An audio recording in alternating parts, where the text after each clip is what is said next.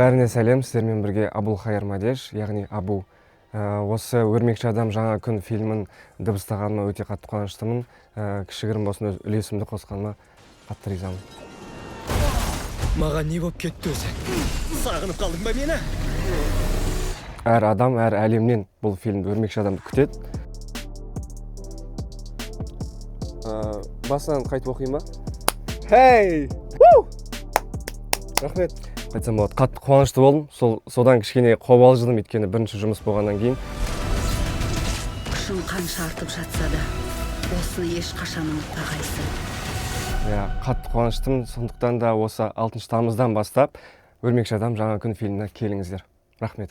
Өрмекші адам жаңа күн 6 тамыздан бастап кинода премиалды форматта көріңіздер.